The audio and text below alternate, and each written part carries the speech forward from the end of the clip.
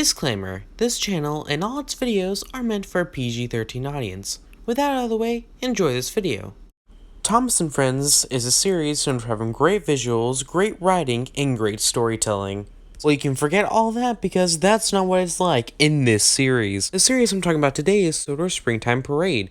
This is a prequel to Learning with Thomas.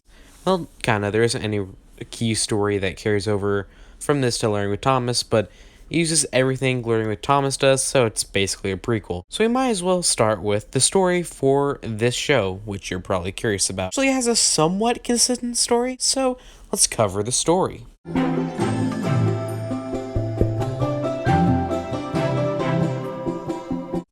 Story is about Sodor getting ready for a springtime parade, and it stars Thomas and Percy in each episode. The first episode has them go on a hunt for inspiration to decorate themselves for the parade. The first episode has Sir Tom Hat leave clues for Thomas and Percy to go find decorations, but then they go to Tidmouth, because that was one of the clues he left, see that Sir Tom Hat had vandalized his own engines. Wow, who knew Sir Tom Hat was such a rebel? Ron gets embarrassed by it and has some really rushed dialogue. What is it? Oh, the indignity! And James ends up liking it. Then in the next episode, they find a rainbow. Harold flies in just to check on Thomas and Percy, and somehow the rainbow just applies itself to the ground. Percy runs into it, and Harold just goes in for it. And somehow the rainbow applies itself to them and just gives them decorations, so for some reason they're all cool with it. And also, Harold has these shades. He even has these on before he gets decorated for, like, no reason. They're kind of funny to see Harold with shades. The next episode shows Thomas go on his own to get decorated, because once Percy got decorated, he just decided to ditch Thomas. He goes along and he sees Nia, and then Thomas's bunny friends, which I haven't even mentioned yet, because they don't really add anything to the story besides just looking cute. But then, for really no reason, the bunnies run away. So, Nia and Thomas follow them, thinking that he might decorate them and give them inspiration somehow. Then they meet Rebecca. Nia gets jealous of her decorations, and Rebecca, being, I guess, a big sister, tries to cheer Nia up, which does work somehow. Not too sure, but it does. And then the bunnies emerge from the bushes, and now there are multiple of them, and they put vegetables on Nia, and Nia just loves this for whatever reason. And Nia decides to use this as decorations. I'm not joking. Final episode, which, yeah, I know, there isn't many episodes in this series, is at Knapford Station. And really, this takes place in the middle of nowhere. Like, how? There are animation techniques that you could use to make this seem less empty. It's called houses. It doesn't have to even be that complex. Just put something besides just trees, please. After this really awful shot, we see Emily all decorated, and probably for the first time, James has given a compliment without gaining anything in return.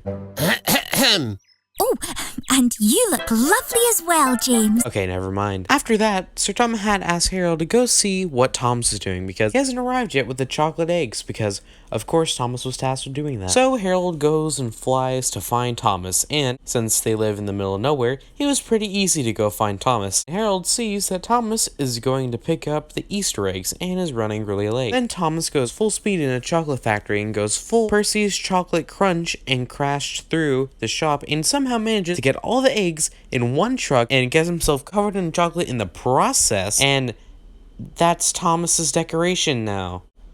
Well, melted chocolate. I will admit it is pretty. I mean, they did a good job with the chocolate. So it doesn't make too much sense how we go from graffiti to a literal rainbow to vegetables to covered in chocolate for decorations.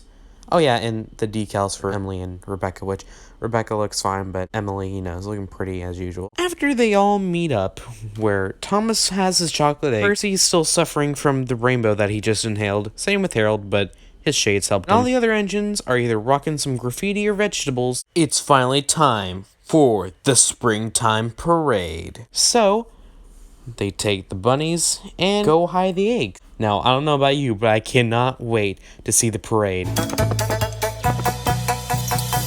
That was a wonderful Sodor springtime parade. I just love springtime. Wait a minute. That's how it ends? We don't get to see a parade at all? The engines got decorated for nothing. This makes no sense. Mattel literally clickbaited viewers for multiple episodes. Thank you, Mattel, for once again not delivering on anything! That's the story, and there's still surprisingly more about this series to talk about, so let's cover the next topic.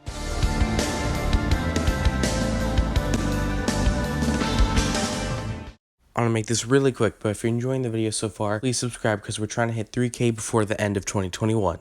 Alright, with that out of the way, let's continue. Every episode in Sodor Springtime Parade has a song to go with the episode, and the songs aren't great. They're not impressive or memorable, and they're just kind of blah. It's not even worth listening to unless you want some painful study music to listen to. The person who sings this is a good singer, and I wish them well in finding new things to do with their career. I would say their name, but honestly, I don't know, because Mattel doesn't credit anyone in these series, not even in the descriptions, which they really should. That'd be really helpful, Mattel. This series also got some merchandise, unlike Learning with Thomas did. So, let's take a look at that.